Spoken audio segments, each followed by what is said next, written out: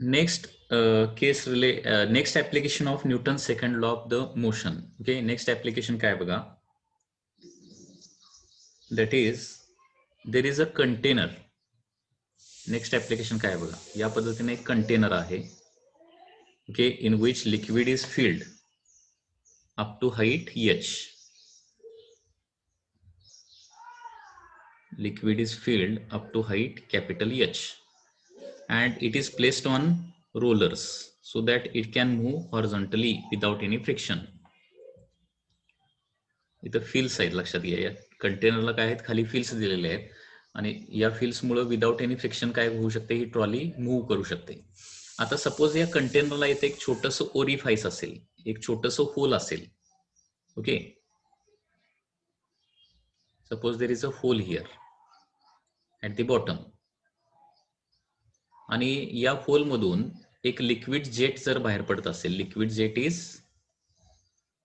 Coming out from this hole which is at height which is at depth h from the surface, okay. तर ज्यावेळी हा jet बाहेर पडणार आहे, तर तुम्हाला माहित आहे की आपण पाईपची केस बघितलेली आहे. पाईप मधून जेट बाहेर पडत असेल तर काय करतो, तो जेट पाईपवर बॅकवर्ड डायरेक्शन फोर्स एक्झर्ट करतो आणि त्याच्यामुळे पाईप जी आहे ती पाठीमागे सरकते. सिमिलरली या कंटेनरला एक छोटंसं होल असेल आणि त्या होल मधून लिक्विड जेट जर बाहेर पडत असेल बॅकवर्ड डायरेक्शन, तर ऑटोमॅटिकली काय होणार आहे, या ट्रॉलीवर फॉरवर्ड डायरेक्शन एक फोर्स क्रिएट होणार आहे, ओके. फॉरवर्ड डायरेक्शन या ट्रॉलीवर फोर्स एक्झर्ट करणार आहे, अँड देअरफोर जोपर्यंत हे लिक्विड बाहेर पडेल तोपर्यंत काय होणार आहे, ट्रॉली जी आहे ती पुढे मूव्ह करायला लागणार आहे, okay. Trolley will start moving in forward direction. तर फोर्स ऑन ट्रॉली आपल्याला फाइंड आउट करायचा आहे. तर फोर्स ऑन ट्रॉली, आता हा जो liquid jet constant velocity fee ने जर बाहेर पडत असेल, तर force acting on this trolley, force acting on trolley, okay. तर हा एफ काय येणार आहे, एफचा फॉर्म्युला काय, कसा कॅल्क्युलेट करणार आपण, फी dm बाय dt हाच फॉर्म्युला वापरावा लागेल, कारण हा जेट कॉन्स्टंट व्हेलॉसिटीने बाहेर पडायला लागलाय आणि dm by dt is the amount of mass of the liquid that is flowing out per second, okay. V dm by dt आणि dm बाय dt चा फॉर्म्युला जर बघितला तर तो पुन्हा फॉर्म्युला आपला तोच येणार आहे. फी dm बाय dt हा फॉर्म्युला येणार इथं. फी dm बाय dt म्हणजे काय, D by dt of mass. Mass म्हणजे काय येणार आहे, हे येणार आहे व्हॉल्यूम इंटू डेन्सिटी. व्हॉल्यूम किंवा डीएम बाय dt चा directly formula area of cross section into velocity वापरला तरी चालेल, ओके. डीएम बाय dt चा डायरेक्ट फॉर्म्युला काय असतो, रो ए फी असा फॉर्म्युला असतो. Area of cross section into velocity into density, rho A B, DM by dt चा formula जो आपण पाठीमागे डिराईव्ह केलेला आहे. म्हणजे जो जेटचा फॉर्म्युला आहे ना, तोच फॉर्म्युला येणार आहे. Force acting on the container येणार आहे rho A V square, okay. म्हणजे हे बघा, पूर्वीचा जो फॉर्म्युला आहे ना, तोच फॉर्म्युला इथे येतो. तर डेरिव्हेशन सुद्धा करायची गरज नाही. एका कंटेनर मधून फी व्हेलॉसिटीने काय करत होत असेल, लिक्विड जेट जर बाहेर पडत असेल, ओके, तर कंटेनरवर फॉरवर्ड डायरेक्शन ऍक्ट होणारा, म्हणजे बॅकवर्ड डायरेक्शन जेट बाहेर पडत असेल तर फॉरवर्ड डायरेक्शन ऍक्ट होणारा फोर्स किती असणार आहे, रो ए व्ही स्क्वेअर असणार आहे, ओके. आता ही फी व्हेलॉसिटी किती असते, तर याला टॉरिसेलीज लॉ असं म्हटलं जातं. टॉरिसेलीज लॉ, टॉरिसेलीज लॉ हा फ्लुइड मेकॅनिक्स नावाचा जो टॉपिक आहे त्याच्यामध्ये टॉरिसेलीज लॉ आहे. आणि टॉरिसेलीज लॉ काय सांगतो की एच हाईट पर्यंत लिक्विड जर भरलेला असेल, या होल पासून वर लिक्विडची हाईट किती असेल, सपोज एच असेल, तर बाहेर पडणाऱ्या जेटची व्हेलॉसिटी असते V is equal to square root 2gh. याला टॉरिसेलीज लॉ असं म्हटलं जातं. तर टॉरिसेलीज लॉच्या साईन काय करता येतं आपल्याला, कंटेनर मधून बाहेर पडणारा जो लिक्विड जेट आहे, किती व्हेलॉसिटीने लिक्विड जेट बाहेर पडेल, ओके, ओरिफाईस मधून किती व्हेलॉसिटीने लिक्विड जेट बाहेर पडेल त्याचा हा फॉर्म्युला आहे, okay. Square root of 2gh, आणि याच्यामध्ये एच म्हणजे काय, ते जे ओरिफाईस किंवा जे होल आहे त्या होल पासून लिक्विड सरफेसची हाईट, त्याला एच असं म्हणतो. त्याच्यामुळे फोर्स ऍक्टिंग ऑन कंटेनरचा पुढचा फॉर्म्युला येणार आहे रो ए व्ही स्क्वेअर म्हणजे काय येणार आहे 2gh. So force acting on ट्रॉलीचा फायनल फॉर्म्युला येणार आपला 2 rho A G H, 2 rho A G H. So this is the force acting on this trolley. In a forward direction. आणि इथं frictionless surface असेल तर ही ट्रॉली काय होणार आहे, due to this force this trolley will move in a forward direction. Force acting on the trolley.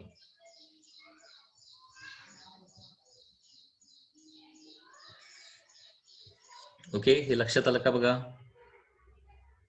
पुन्हा एकदा explain करतो. हे बघा, अशा पद्धतीनं सपोज एक ट्रॉली असेल, एक कंटेनर असेल. ओके, सपोज अशा पद्धतीने एक कंटेनर आहे आणि तो कंटेनर कुठे ठेवलेला आहे, एका ट्रॉलीवर ठेवलेला आहे. या कंटेनर जो आहे तो काय भरलेला आहे, लिक्विडनं भरलेला आहे. हा कंटेनर मुव्हेबल व्हील्सवर किंवा मुव्हेबल ट्रॉलीवर ठेवलेला आहे.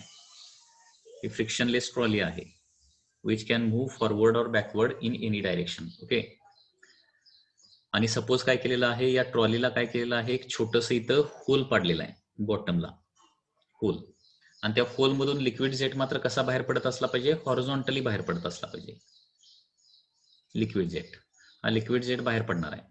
ओके, या होलची जी हाईट आहे किंवा सरफेसची होल पासूनची जी हाईट आहे ती सपोज किती आहे, कॅपिटल एच आहे. तर पहिली गोष्ट म्हणजे हा जो जेट जो आहे तो किती व्हेलॉसिटीनं बाहेर पडणार आहे, square root of 2gh.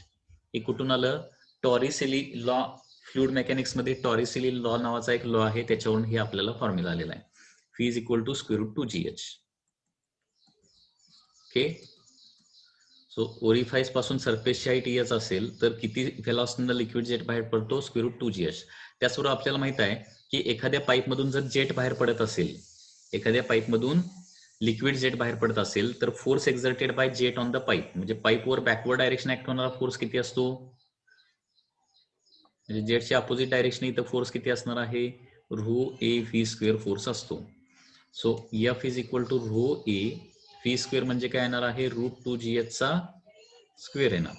therefore force acting on this trolley or the container, okay, opposite to the velocity of jet, that is येणार आहे 2 rho a g h. okay, so this is the final formula, 2 rho a g h.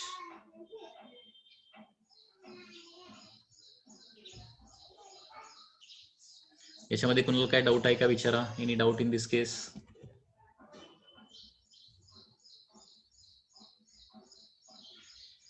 आता इथं मात्र काय होणार आहे लक्षात घ्या, लिक्विड बाहेर पडेल तसं लिक्विड लेवल कमी कमी कमी होत जाणार, आणि लिक्विड लेवल कमी होत जाईल तसं काय होणार आहे, व्हेलॉसिटी कमी होत जाणार बाहेर पडणाऱ्या जेटची, आणि व्हेलॉसिटी कमी होत जाईल तसं बाहेर पडणाऱ्या जेटची व्हेलॉसिटी कमी होत जाईल तसं फोर्स कमी कमी होत जाणार. ट्रॉलीवर ऍक्टिंग फोर्स काय होणार आहे, कमी कमी कमी होत जाणार. आणि ट्रॉली ज्यावेळी पूर्ण एम्प्टी होणार त्यावेळी ट्रॉलीवरचा फोर्स काय होणार आहे, 0 होणार. म्हणजे ट्रॉली जोपर्यंत कम्प्लिटली एम्प्टी होत नाही तोपर्यंत काय होणार आहे, त्या ट्रॉलीवर किंवा कंटेनरवर जोपर्यंत लिक्विड जेट बाहेर पडत असणार आहे तोपर्यंत फोर्स ऍक्ट होत राहणार. That is given by formula 2 rho a gh. 2 rho a gh. Okay, next one more application, that is chain problem. Chain problem काही बुक मध्ये हा कॉमन प्रॉब्लेम असतो, चेन प्रॉब्लेम. आता चेन प्रॉब्लेम तर त्याच्यामध्ये first काय आहे, first case, force required to lift chain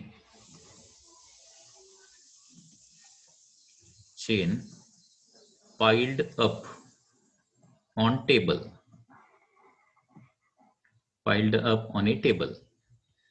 Force required to lift chain piled up on a table. Suppose there is a table like this. हा एक table आहे.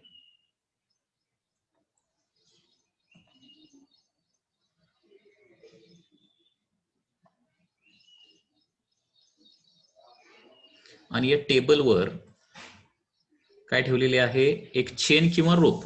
हा चेन प्रॉब्लेम पण होऊ शकतो किंवा रोप प्रॉब्लेम पण होऊ शकतो. चेन किंवा रोप जे आहे ते काय केलेले आहे, या पद्धतीने अशी गुंडाळून ठेवलेले आहे टेबलवर.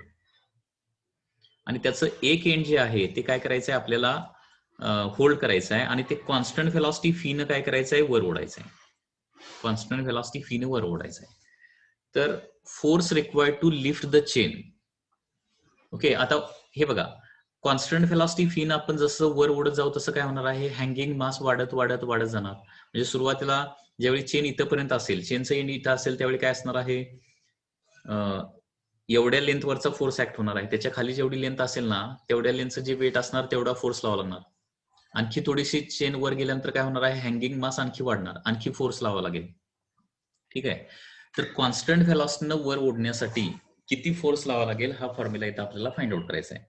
तर याच्यामध्ये एक टर्म आपल्याला लागणार आहे, दॅट इज लॅम्बडा. लॅम्बडा म्हणजे काय, that is mass per unit length. Mass per unit length म्हणजे इथं कन्सेप्ट काय लक्षात ठेवायची आहे बघा. इथं फोर्स लावल्यावर, ओके, फोर्स लावल्यावर काय होणार आहे, ही जी चेन किंवा ही जी काही रोप आहे ती काय होणार, वर कॉन्स्टंट व्हेलॉसिटीनं वर जाणार. हे लक्षात येत आहे का बघा. It is moving up with constant velocity. Generally आपली कन्सेप्ट काय असते की फोर्स लावलं की ऍक्सेलरेशन क्रिएट होते. ऍक्सेलरेशन क्रिएट होते म्हणजे काय, व्हेलॉसिटी वाढत जाते फोर्स लावल्यानंतर. परंतु इथं मात्र काय होतंय, फोर्स लावलाय परंतु कॉन्स्टंट व्हेलॉसिटीनं काय होणार आहे, चेनवर ओढली जाणार. आणि असं का होणार आहे, कारण इथं चेन वर उचलली जाईल तसं हँगिंग मास वाढत जाणार आहे आणि त्याच्यामुळे चेन ऍक्सेलरेट होऊ शकणार नाही. कॉन्स्टंट व्हेलॉसिटीनं फक्त काय होणार आहे, वर जाणार आहे. Lambda is the mass per unit length. Okay, he term इथं आपल्याला लागणार आहे. म्हणजे लॅम्बडा नावाची जी टर्म आहे ही एक डेन्सिटी आहे. लॅम्बडाला काय म्हटलं जातं, लिनियर डेन्सिटी असं म्हटलं जातं. डेन्सिटी 3 प्रकारचे असतात, लिनियर डेन्सिटी, सरफेस डेन्सिटी आणि व्हॉल्यूम डेन्सिटी. ओके, तर जनरली रोप किंवा चेन किंवा रिंगला काय करतो आपण, लिनियर मास डेन्सिटी वापरतो. मास जर युनिफॉर्मली डिस्ट्रीब्युटेड ओव्हर लेंथ असेल, मास काय असेल, लेंथवर युनिफॉर्मली डिस्ट्रीब्युट झालेला असेल, तर काय वापरतो आपण, लॅम्बडा नावाची टर्म वापरतो. लॅम्बडा म्हणजे काय, मास पर युनिट लेंथ. म्हणजे फॉर एक्झाम्पल लॅम्बडाची व्हॅल्यू 5 kg पर मीटर असेल तर त्याचा मिनिंग काय होणार आहे, 5 kg पर मीटर म्हणजे 1 मीटरची रोप घेतली किंवा 1 मीटरची चेन घेतली तर त्याचा मास येणार 5 kg. लॅम्बडा जर 10 kg पर मीटर असेल तर त्याचा मिनिंग काय होणार आहे, 1 मीटरची रोप किंवा 1 मीटरची चेन घेतली तर काय होणार आहे, त्याचा मास येणार 10 kg. ओके, जे रोप किंवा चेनचं मास जे आहे ते कशावर डिपेंड असणार आहे, लेंथवर. लेंथ मोजून आपण त्याचा मास काढू शकतो, त्याच्यासाठी लॅम्बडा वापरला जातं. Lambda is the mass per unit length, that is m/l आपण म्हणू शकतो, mass divided by the length, that is lambda. Okay, आता force required to lift this rope with constant व्हेलॉसिटीचा फॉर्म्युला काय येणार आहे, फी dm/dt. कारण इथं व्हेलॉसिटी कॉन्स्टंट आहे आणि mass with respect to time change होणार आहे, बरोबर आहे ना. कारण पुल करणारं जे मास आहे ते काय होणार आहे, विथ रिस्पेक्ट टू टाइम वाढत वाढत वाढत जाणार आहे. With respect to time mass change होणार आहे. त्याच्यामुळं m/dt ऐवजी फी dm/dt हा फॉर्म्युला वापरावा लागेल, कारण व्हेलॉसिटी कॉन्स्टंट व्हेलॉसिटीनं याला वर ओढायचं आहे. तर हा जो फोर्स असणार आहे, फोर्स किती येणार बघा, फी dm/dt म्हणजे मास म्हणजे व्हॉल्यूम इंटू डेन्सिटी असतं ना,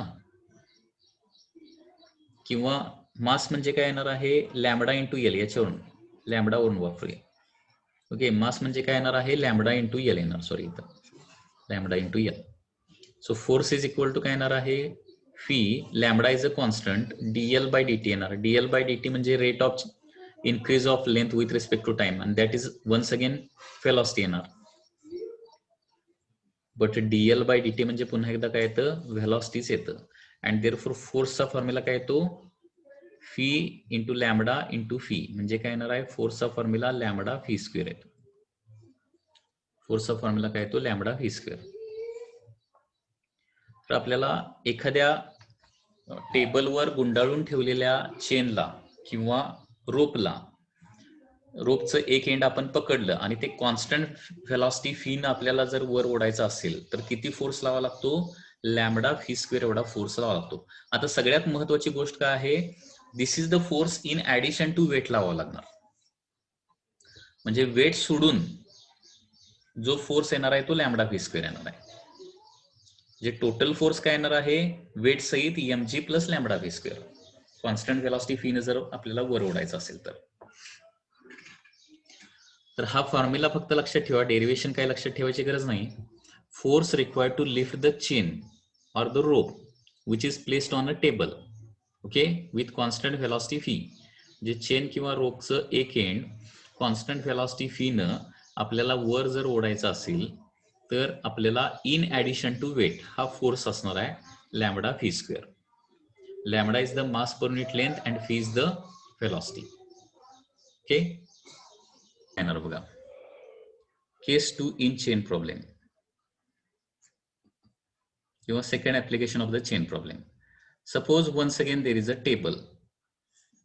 There is a table like this.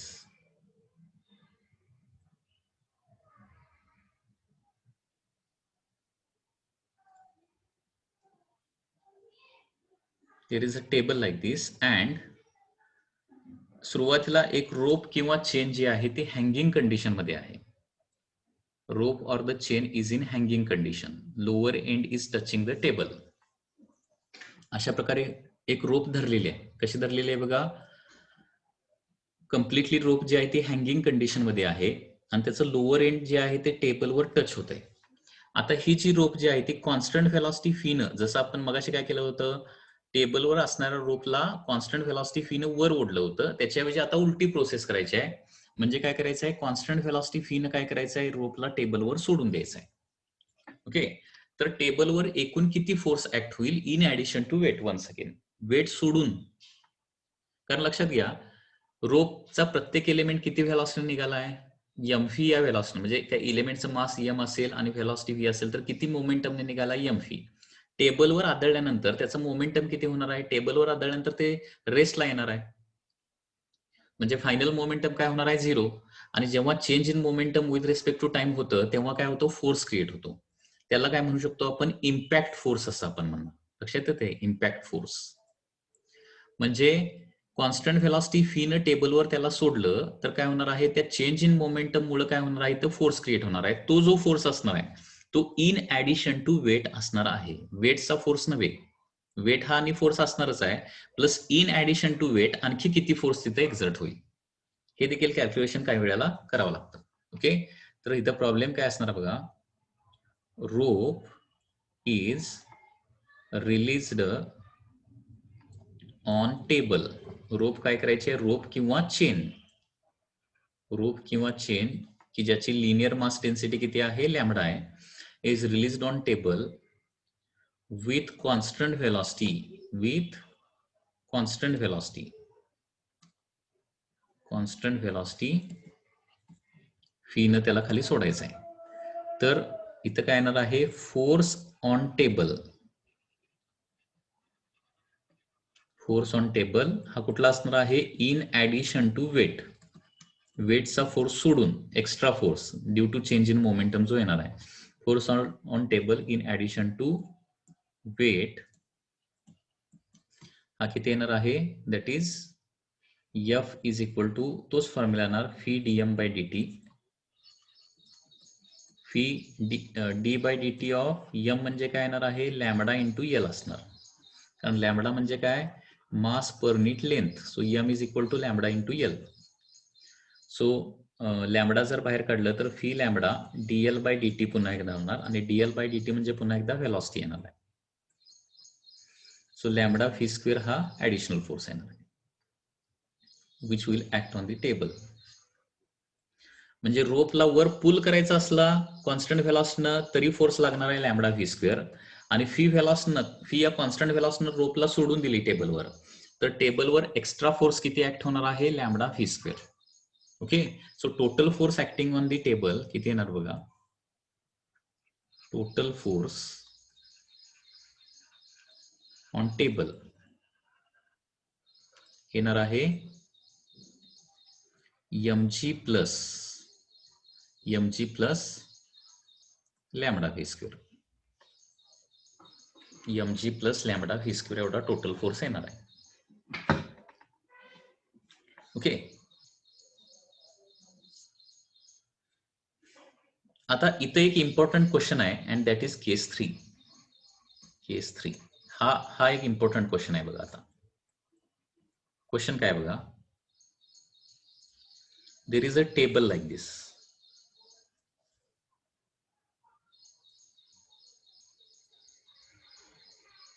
This is one table.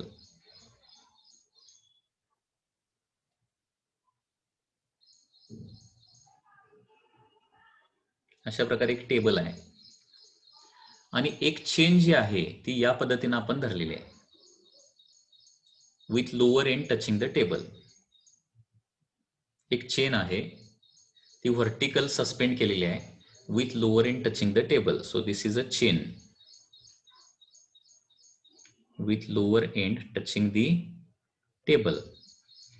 आणि याला काय केलं, वरचे एंड जे आहे ते आपल्या काय असणार आहे, हातामध्ये असणार आहे.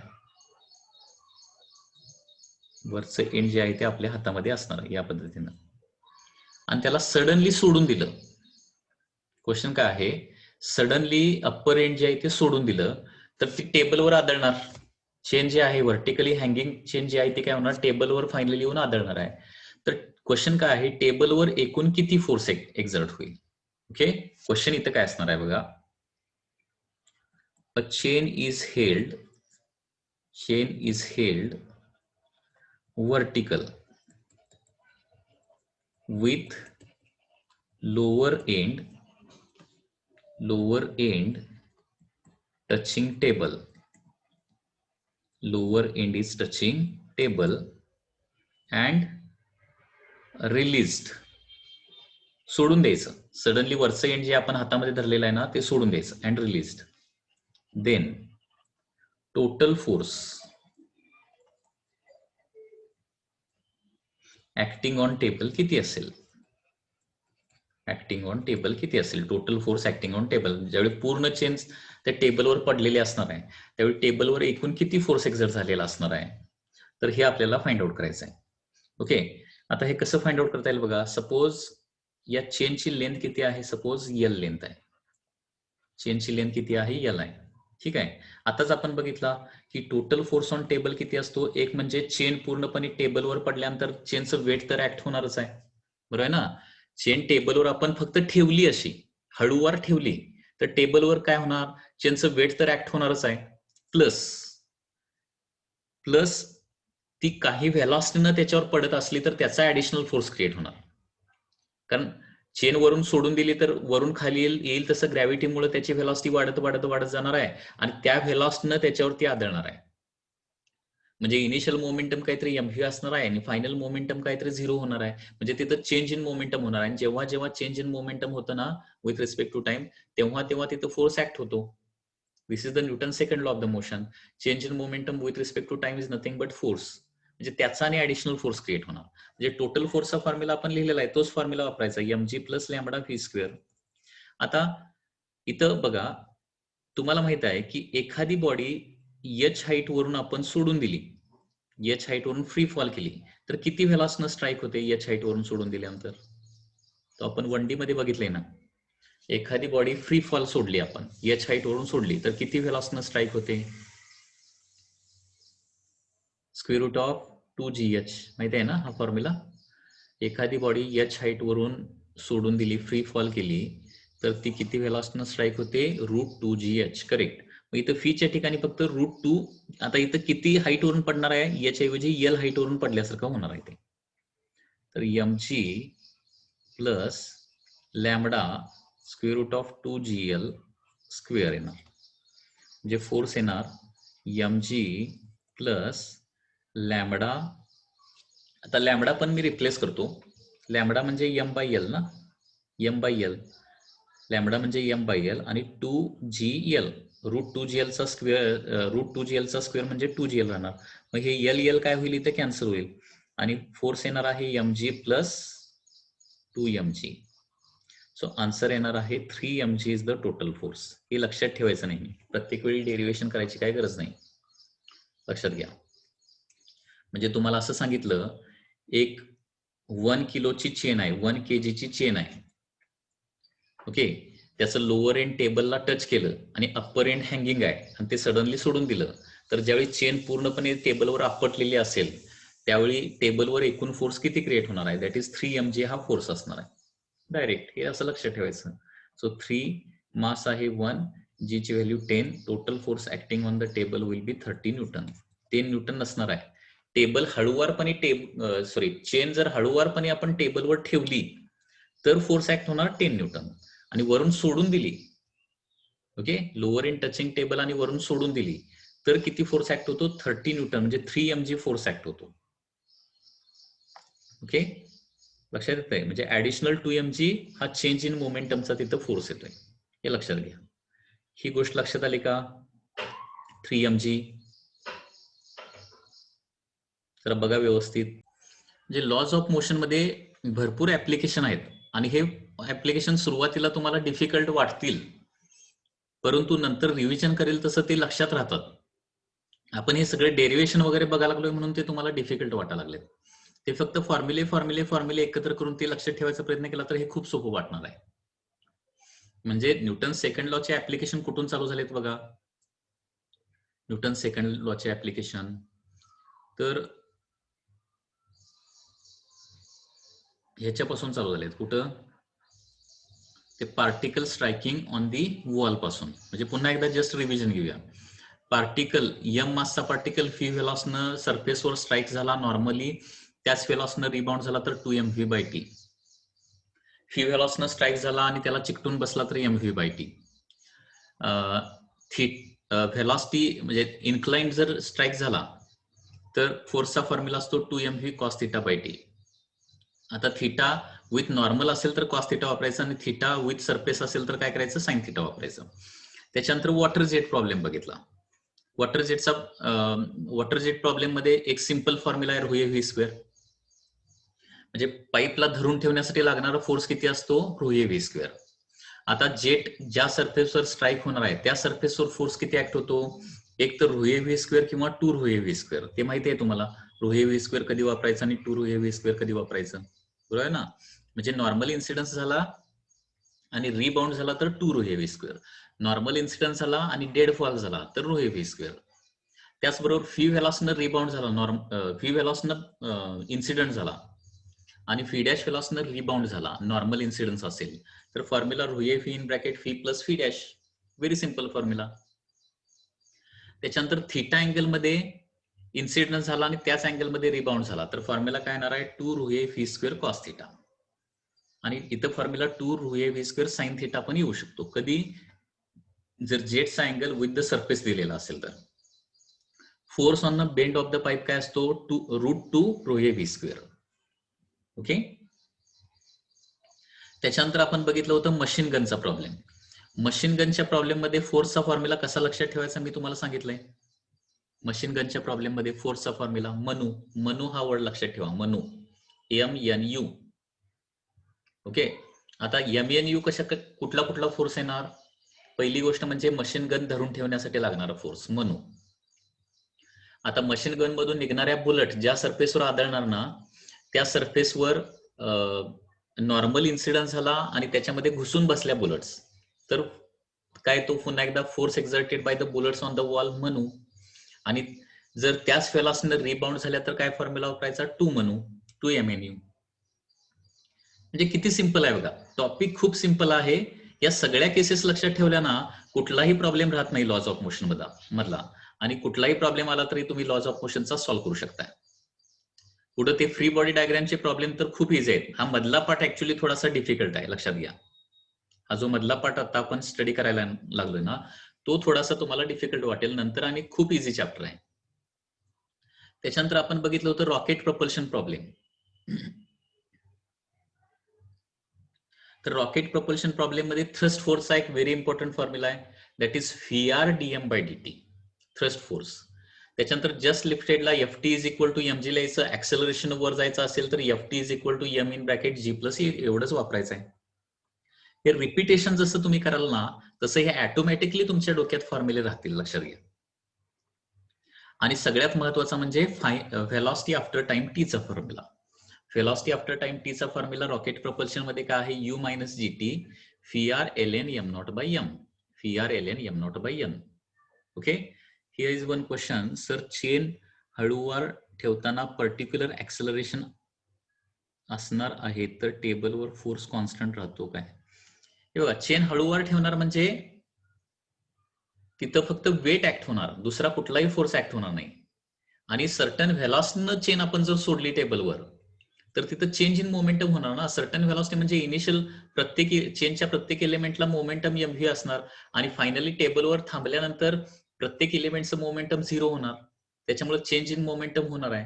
आणि त्या change in momentum change in momentum मुळे प्रोड्यूस होणारा फोर्स किती असतो? Lambda V square. हे एवढं लक्षात ठेवायचं. चेंज इन मोमेंटम मुळे क्रिएट होणारा फोर्स असणार आहे लॅम्बडा व्ही स्क्वेअर.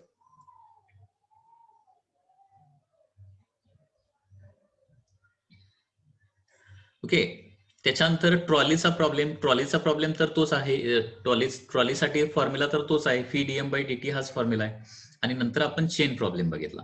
तर बघा, चेनचं एक एंड आपण धरलं आणि ते फी या कॉन्स्टंट व्हेलॉसिटीनं वर ओढायचं झालं तर किती फोर्स लागतो आपल्याला? इथं लॅम्बडा व्ही स्क्वेअर एवढा फोर्स लागतो. ऍक्च्युअली लॅम्बडा व्ही स्क्वेअर हा फॉर्म्युला रोहे व्ही स्क्वेअरच आहे. परत फॉर्म्युला रोहे व्ही स्क्वेअर कसा काय फॉर्म्युला आहे? म्हणजे हा परत जेटचाच फॉर्म्युला येतोय. कसा येतोय ते तुम्हाला सांगतो. कारण लक्षात घ्या, रो म्हणजे काय असतं? मास डिवायडेड बाय व्हॉल्यूम असतं. Okay. Mass divided by volume म्हणजे काय? Area of cross section into length येणार ना.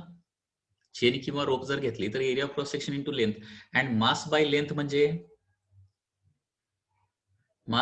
म्हणजे लॅम्बडा ना, डिवायडेड बाय म्हणजे लॅम्बडा म्हणजे परत काय येतो? रोहे असतं. हे लक्षात घ्या. हे रिलेशन आहे लिनियर डेन्सिटी आणि व्हॉल्यूम डेन्सिटी मधलं.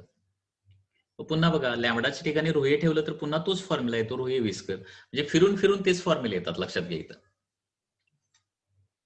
म्हणजे जेटचा फॉर्म्युला रोहे व्ही स्क्वेअर आणि चेनचा फॉर्म्युला काय आहे? लॅम्बडा व्ही स्क्वेअर म्हणजे रोहे व्ही स्क्वेअरच आहे. म्हणजे चेन मध्ये जर लॅम्बडा ऐवजी रो दिलेला असेल तर फॉर्म्युला कुठला वापरायला पाहिजे? रोहे व्ही स्क्वेअरच फॉर्म्युला वापरायला पाहिजे. ओके. फर्स्ट केसमध्ये टोटल फोर्स किती येणार आहे? एक म्हणजे लॅम्बडा व्ही स्क्वेअर हा चेंज इन मोमेंटम होण्यासाठी लागणारा फोर्स. कारण प्रत्येक एलिमेंटची इनिशियल व्हेलॉसिटी 0 असणार आहे. ती व्हेलॉसिटी आपल्याला फी न्यायची आहे प्रत्येक एलिमेंटला. त्याच्यामुळे लॅम्बडा व्ही स्क्वेअर हा काय येणार आहे? चेंज इन मोमेंटमचा फोर्स असणार आहे आणि प्लस एमजी पण असणार. सो टोटल फोर्स लागणार आहे lambda V square plus MG. लक्षात येतंय? लिफ्ट करायला. सोडून दिलं तर चेन वरती असणारे चेन जर खाली सोडून दिली कॉन्स्टंट व्हेलॉसिटीनं तर MG plus lambda V square एकूण फोर्स टेबलवर ऍक्ट होणार आहे. ओके. आणि इथं टोटल फोर्स किती येतो? एल लेनची चेन पूर्णपणे सोडून दिली, पूर्णपणे खाली सोडून दिली तर टोटल फोर्स 3mg ऍक्ट होतो. ओके. लक्षात आलं का? याच्यामध्ये काय डाऊट आहे का? रिपीट करा. तुम्हाला हे सगळे फॉर्म्युले इझिली लक्षात राहतील. Any doubt?